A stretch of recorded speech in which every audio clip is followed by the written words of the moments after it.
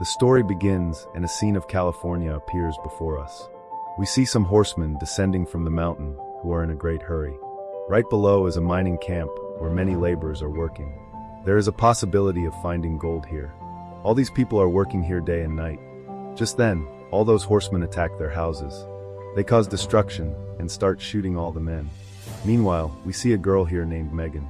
She is looking for her dog, which runs towards all these goons. Just then, a man fires a shot and the dog dies. After a while, all these goons flee from there. Whichever people survived gradually start coming outside. Just then, Megan's mother arrives here. She sees that Megan is crying. She is in deep grief. But right now, everyone here is sad. Everyone is looking at their houses and searching for their children and their families. No one is mourning the death of this dog. However, Megan's grief is not lessening at all. She comes into the middle of the forest and buries the dog's body. Then she starts praying to God for the peace of its soul. She prays to God and says, how long will this keep going on? Everyone needs freedom from their sorrow, pain, and suffering. Those people always come and trouble them. She prays to God to show his miracle. Meanwhile, on the other side, we see another horseman who is coming this way through the mountains. In the village, we see a man named Barrett. He is taking his buggy towards the town. Then people stop him and say that you should not go towards the town because danger is looming everywhere. But he does not listen to anyone and leaves. After traveling for a few hours, he reaches the town and goes inside a shop for supplies. Then he meets a man named Blankenship. Blankenship tells him that you have truly gone mad and there was absolutely no need for you to come here. Everyone knows that your shelter was just attacked. You should have waited for some time. But Barrett says that we really need supplies. Blankenship says that you haven't given any gold here in the last 8 months. And if you don't bring gold, you won't get any supplies. Barrett explains his helplessness and says that he desperately needs the supplies.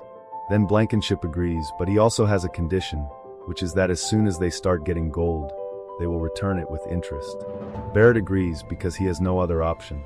But as soon as he comes out with the items, many people of this town surround him and say that we had already warned you people that there is no place in this town for nomads. Despite our explaining so much, why did you come here? Barrett says that I am leaving right now, but these people do not listen. They beat Barrett and later snatch all his things away. Even then, they are not satisfied. They pour oil on the cart and go to set it on fire. Just then, we see the same man whom we had seen on the mountain. He arrives here and immediately pounces on them. He does not even use his full strength, yet he knocks all these people down to the ground and Barrett's life is saved. All those people are lying injured on the ground. Then this man starts to leave from there. Barrett follows him and asks, where exactly are you going? This man says that I am looking for a shelter for myself. Barrett says that you come and stay with us like our guest, and all of us will take care of you. This man asks, what do you want in return? Barrett says that we don't want anything. People are abandoning our camp and fleeing. So if you stay, our courage will remain strong. Then this man agrees. Here we find out that people call him the preacher. As these people come near their village, their eyes fall on another man named Ulrich. Ulrich is also a miner. When Barrett talks to him, he says that I am tired of living in this village. We get attacked anytime. Neither can I protect myself, nor is there anyone to protect us. Which is why I am leaving this place forever, and I would advise you the same to leave this place and move on. But these people do not listen to him, and Ulrich leaves from here. When these people are coming towards the village, we see Megan, who is reading the Bible, and she talks about a mysterious man here who comes riding on a pale horse and is a savior. Just then, their eyes look outside and these people see the preacher. Now the preacher also comes inside. While he is cleaning himself up, Barrett goes to him. He sees that there are bullet marks on his back as well as all over his body, meaning this man's past was very violent. He tells the preacher that it is dinner time and to come eat food after a while. He comes home and then he talks to Sarah and Megan. He starts telling Sarah how this man helped him in the town. Then we find out that all the people who come to attack them are Lahood's men. Sarah says who knows if he too is one of Lahood's men or even more dangerous than them. I don't trust anyone anymore. Then Barrett reasons with her and says that it is not like that. You should have seen this man. The way he beat all those people. He can really help us. Sarah says no, you will chase this man away from here as soon as possible. Otherwise, I will take Megan and leave. While they are still talking, the preacher arrives. They see that this man is wearing a preacher's collar. Seeing this, they all quiet down. Their tone of speaking changes. They realize that he might be a good person. They all start having dinner together, and as soon as the next morning comes, mining begins again. Meanwhile, we see all those people whom the preacher had beaten up. They go to their boss, whose name is Josh. They say that we were beating Barrett. Josh asks, "Did Barrett beat you guys?" They say no, an unknown man came there. He was incredibly powerful. He started beating us and we all got injured. Josh says, "All of you get ready. Soon you will have to go to that man. For now, you guys go to work." As they leave for the mining site, Josh goes to a 7-foot-tall man named Club. He tells Club to get ready because he has a job for him. On the other hand, we see Barrett, who comes to talk to the preacher. He tells him everything about this place. He says that we have been mining here for a long time, but only one man runs a racket of hooliganism in this entire place, and his name is Lahood. He also has a son named Josh Lahood. All those people are mining here illegally. They want to mine even on the land that belongs to us, and they want us to run away from here. We tried to seek help from the law too, but it was of no use. Lahood has a lot of money. He has bought everyone off. He is always beating people up here. He did the same to Sarah and Megan. Sarah's husband was killed. Since then, I have been keeping both of them with me. Somewhere down the line, I love Sarah too. I want to marry Sarah when our situation gets better. He is telling all this to the preacher so that he might find a way and help them, because there is no one here to help them, neither the law nor their remaining people. The preacher understands everything and decides that he will stay with these people. He also tells Barrett that he wants to do some work. Then Barrett takes him ahead to a boulder and says that we need to break this. I think there might be gold underneath this too, but I do not want to use any kind of bomb here to break any boulder, otherwise it could cause a huge problem. The paths will get blocked, and people will also suffer losses. After hearing this, the preacher starts breaking the boulder. Barrett helps him too. Hearing the sound of the rock breaking, everyone starts looking at them. After a while, Josh arrives there with Club and asks Barrett, "Who is this man?" The preacher says, "I am a preacher. A lot of sinners have gathered here, so I have come to show everyone God's path and to explain what is wrong and what is right." After hearing this, Josh says, "I know who you are and what you did to my men yesterday." Now Club steps down. He goes and splits the boulder into 2 pieces in just one blow. Then he moves forward to beat the preacher. But he is no match for the preacher. The preacher injures him and drags him to his horse. Then Josh and Club both leave from there. Seeing this, all the villagers are extremely happy that someone has finally come to fight for them. A little later, Josh reaches the railway station. Then we see his father, whose name is Lahood.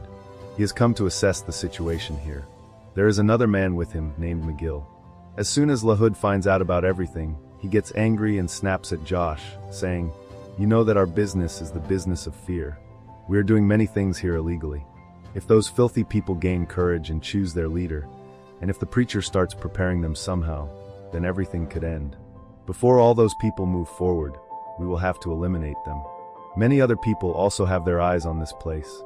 If I appear weak, a lot of people will come here who will crush me and leave this place ruined. We have to make full preparations." Meanwhile, on the other side, we see Megan, who is talking to her mother Sarah and asking if her grandparents will allow Sarah to marry Barrett. Then Sarah blushes and says that they definitely will. "Even though I am this old, I want to marry again." Megan asks to whom. Sarah says, "I don't know." She says that Barrett is a good man. He takes care of me very well. Then Megan says mockingly that you could go to the preacher too. Both of them start laughing. Outside, everyone is working together. Just then, Barrett finds a small piece of gold, seeing which he becomes overjoyed, and after seeing this piece of gold, everyone else is also very happy. Because now they too have hope that gold will be found here, and they will all become rich. Everyone is happy, but only one man in this village is not happy, whose name is Spider. As soon as Barrett sees Sarah and Megan here, he expresses his joy to them as well, and says that this is a time for celebration. We should celebrate.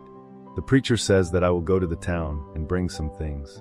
Now they also have the piece of gold, seeing which they can clear all of their debt with Blankenship.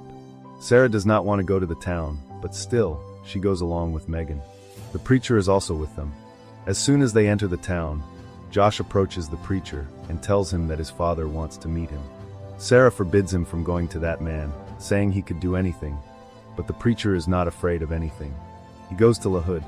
Lahood first welcomes him, and then begins explaining how this town runs, as well as the nearby villages. He explains how he built this entire place. He talks about mining too, and then tries to tempt the preacher. He tells him that there is not just one God in this world. There are two gods. The first God whom we have never seen, and the second God whom we can see is money. He asks the preacher to join hands with him, promising to introduce him to both gods. He offers to build a church for him where he can live comfortably and have respect, where people will come to him, listen to him, and his life will pass smoothly because he will have the second God as well, which is money. However, the preacher understands what he wants to do. He wants to separate him from those people so that he can erase their existence. Then Lahood shows a document and says that he has already spoken to the marshals, that those people are mining there illegally, and while only the land belongs to them, they have no right to mine there. He gives a 24-hour ultimatum for everyone to leave, offering $100 in exchange for each of their lands. Hearing this, the preacher also gets into deep thought because there are some legal matters involved. If the marshals come with their deputies, they won't spare anyone. He tells Lahood that instead of $100, he will have to give everyone $1,000. After thinking for a while, Lahood agrees, and the preacher comes outside.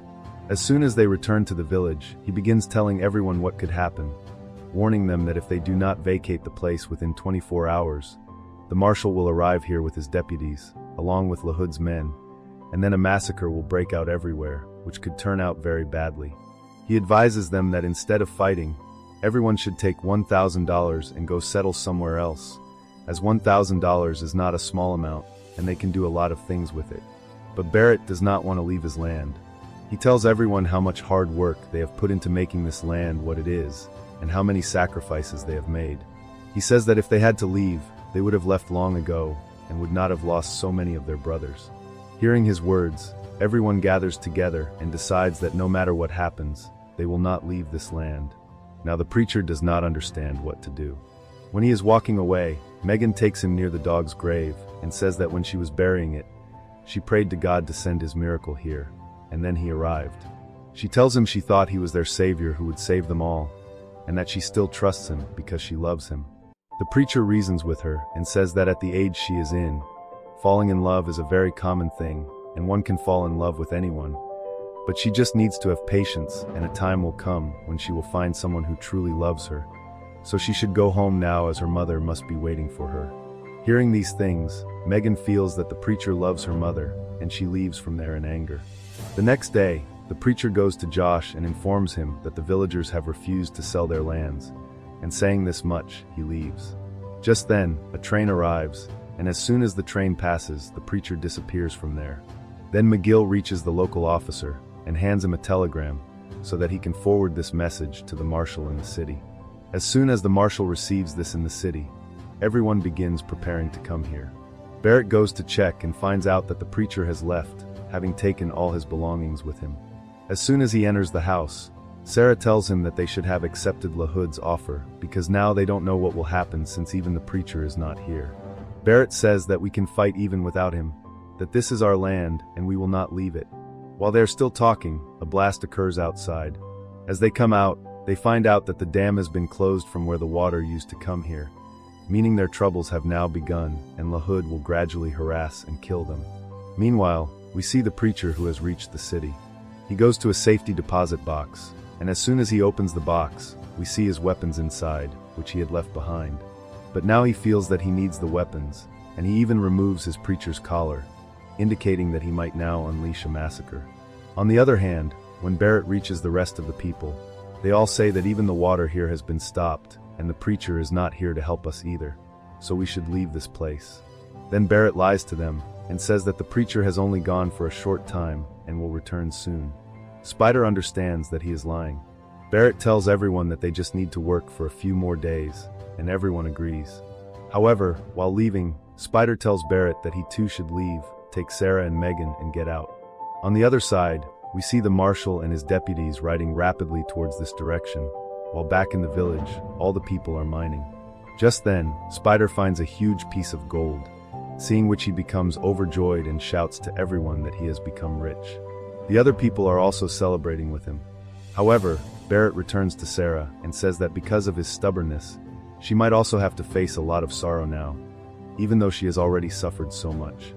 Finally, he confesses his love to Sarah and asks her to marry him, promising that he will even leave this village for their safety. Sarah agrees.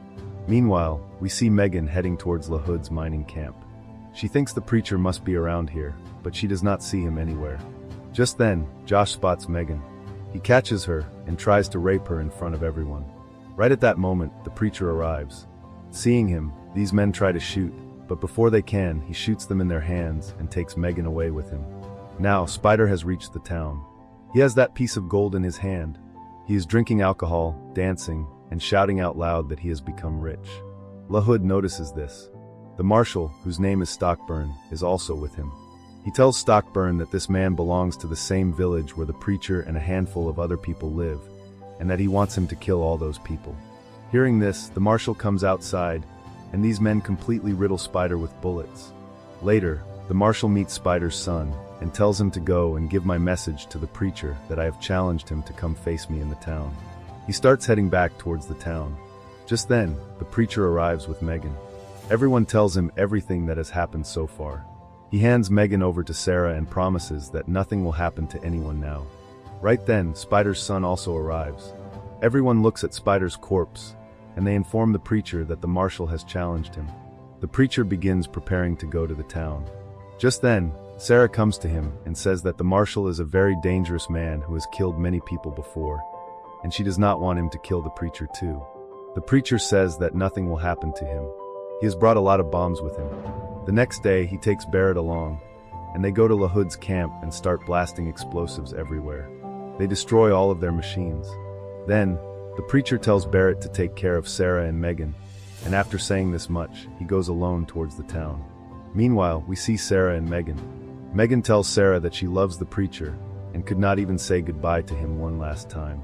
In the meantime, the preacher has reached the town. He is inside a cafe.